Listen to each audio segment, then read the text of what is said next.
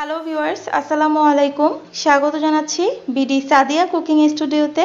আজকের আয়োজনে থাকছে মলা মাছের চচ্চড়ি। ছোট মাছ খেতে কিন্তু আমরা সবাই খুব পছন্দ করি, আর ছোট মাছ কীভাবে রান্না করতে হয় সেটাও নিশ্চয়ই আমরা সবাই জানি। তবে আমি কিভাবে রান্না করি সেই রেসিপিটাই আজকে আপনাদের সাথে শেয়ার করেছি। আশা করছি আপনাদের ভালো লাগবে। যারা এখনও চ্যানেলটি সাবস্ক্রাইব করেননি তারা প্লিজ ভিডিওটি দেখার আগে চ্যানেলটি সাবস্ক্রাইব করুন এবং পাশে থাকা বেল আইকনটি বাজিয়ে দিন, এতে করে পরবর্তী রেসিপির আপডেট পেয়ে যাবেন। তাহলে চলুন দেখে নিচ্ছি।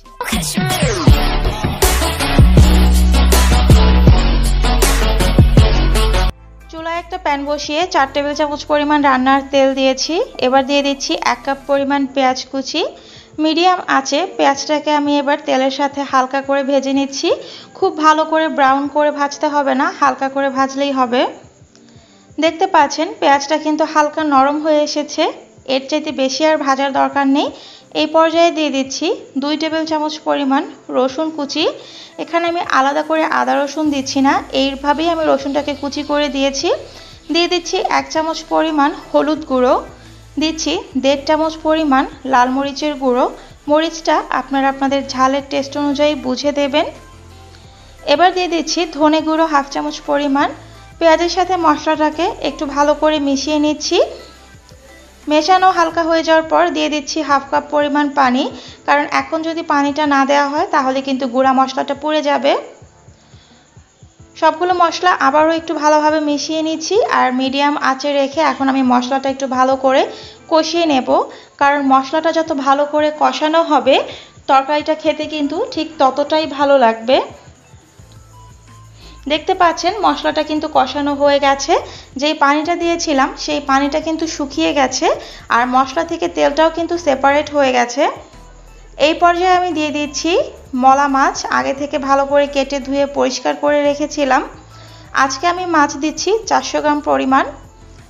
সম্পূর্ণ মাছটা দিয়ে এবার মশলার সাথে মাছটাকে খুব ভালো করে মিশিয়ে দিচ্ছি। যতটুকু ভালো করে মেশানোর এই পর্যায়ে মেশাতে হবে, কারণ মাছটা যখন হালকা করে সেদ্ধ হওয়া শুরু হবে তখন কিন্তু আর মাছটাকে খুব বেশি নাড়াচাড়া করা যাবে না, তাহলে কিন্তু মাছটা সম্পূর্ণ ভেঙে যাবে। মশলার সাথে মাছটা ভালো করে মেশানো হয়ে যাওয়ার পর এবার আমি ঢাকনা দিয়ে ঢেকে দিচ্ছি 2 মিনিট একটু মাছটা সহ কষানোর জন্য। যেহেতু আমরা ছোট মাছটা ভেজে রান্না করছি না, তো মাছের যে একটা কাঁচা গন্ধ থাকে সেই গন্ধটা দূর হওয়ার জন্যই আমি 2 মিনিটের মতো মাছটাকেও কষিয়ে নিচ্ছি মশলার সাথে। 2 মিনিট পর ঢাকনাটা তুলে নিচ্ছি। দেখতে পাচ্ছেন মাছটাও কিন্তু হালকা করে কষানো হয়ে গেছে। আমি আবারও একটু হালকা হাতে নেড়ে দিচ্ছি, খুব বেশি নাড়াচাড়া করার দরকার নেই। এবার আমি দিয়ে দিচ্ছি এখানে পানি দিচ্ছি আমি 1.5 কাপ পরিমাণ, কারণ মাছের ভেতরে আমি খুব বেশি ঝোল রাখবো না। ছোট মাছটা একটু শুকনা শুকনা খেতেই কিন্তু ভালো লাগে, তবে আপনারা যদি ঝোল পছন্দ করেন সেক্ষেত্রে কিন্তু পানিটা আর একটু বাড়িয়ে দিতে পারেন। এবার দিয়ে দিচ্ছি লবণটা একটু বুঝে দিতে হবে, কারণ লবণ যদি একটু বেশি হয়ে যায় সেক্ষেত্রে কিন্তু এটা পরে আর কমানোর ব্যবস্থা নেই। কিন্তু এখন যদি একটু কমিয়ে দেওয়া হয় সেক্ষেত্রে যদি পরে কম মনে হয় তখন কিন্তু আপনারা আর একটু বাড়িয়ে লবণটা অ্যাডজাস্ট করে নিতে পারবেন। লবণটাকে একটু ভালো করে মিশিয়ে দিচ্ছি। চুলার আঁচটা কিন্তু সম্পূর্ণ বাড়িয়ে রেখেছি। দেখতে পাচ্ছেন যে মাছে কিন্তু বলক চলে এসেছে। এবার আমি আবারও একটু হালকা হাতে নেড়ে দিচ্ছি, হালকা একটু নাড়ছি। তারপর দিয়ে দিচ্ছি কাঁচামরিচ 4-5টা। কাঁচামরিচটা আমি মাঝখান থেকে চিড়ে দিচ্ছি, কারণ ছোট মাছের ভেতরে কাঁচামরিচের ফ্লেভারটা কিন্তু খুবই ভালো লাগে। আর একটু কাঁচামরিচের ঝালের জন্য আমি চিড়ে দিয়েছি, তবে আপনারা চাইলে কিন্তু আস্ত মরিচটাও দিতে পারেন, সেক্ষেত্রে সুন্দর ফ্লেভার আসবে কিন্তু কোনো ঝাল বের হবে না। এখন আমি ঢাকনা দিয়ে ঢেকে দিচ্ছি আর চুলার আঁচটাকে মিডিয়াম করে দিচ্ছি। এভাবে আমি এটাকে 10 মিনিট রান্না করব। ফিরে আসছি 10 মিনিট পর। 10 মিনিট পর ঢাকনাটা তুলে নিচ্ছি। যে পানিটা দিয়েছিলাম সেটা কিন্তু প্রায় শুকিয়ে গেছে। এখন আমি হাতলটা ধরে একটু নেড়ে দিচ্ছি, কোনো প্রকার খুন্তি বা চামচ দিয়ে নাড়ছি না, তাহলে কিন্তু মাছটা ভেঙে যাবে।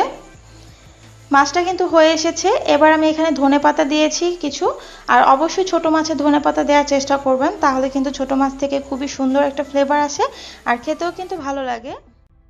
তরকারির সাথে ধনেপাতাটাকে আমি হালকা হাতে মিশিয়ে দিয়েছি। যেন ধনেপাতাটা একটু ভালো করে সেদ্ধ হতে পারে আর ধনেপাতার ফ্লেভারটাও তরকারিতে যায়, সেজন্য আমি ঢাকনা দিয়ে ঢেকে দিয়েছি। আর এভাবে আমি আর 1 মিনিটের মতো চুলায় রাখবো। এর চাইতে বেশি রাখার দরকার নেই, কারণ মাছটা সেদ্ধ হয়ে গেছে। 1 মিনিট পর মাছটা পরিবেশন করে দেখাচ্ছি। তৈরি হয়ে গেছে ছোট মাছের চচ্চড়ি। এই মলা মাছের চচ্চড়িটা খেতে কিন্তু ভীষণ ভালো লাগে, আর তৈরি করা কতটা সহজ আপনারা নিশ্চয়ই দেখেছেন। আশা করছি আমার রেসিপিটি আপনাদের ভালো লেগেছে। তাহলে ভিডিওটিতে একটি লাইক দিয়ে দিন, আর ভিডিও সংক্রান্ত কোনো প্রশ্ন থাকলে কমেন্ট বক্সে করবেন, আমি উত্তর দেওয়ার চেষ্টা করব। আমার আরেকটি ইউটিউব চ্যানেল আছে যেখানে আমি লিখিত আকারে রেসিপি শেয়ার করি, আপনারা চাইলে চ্যানেলটি ভিজিট করতে পারেন, লিঙ্ক থাকবে ডেসক্রিপশন বক্সে। আজকে এই পর্যন্তই। সবাই ভালো থাকবেন, সুস্থ থাকবেন, সুন্দর থাকবেন। আল্লাহ হাফেজ।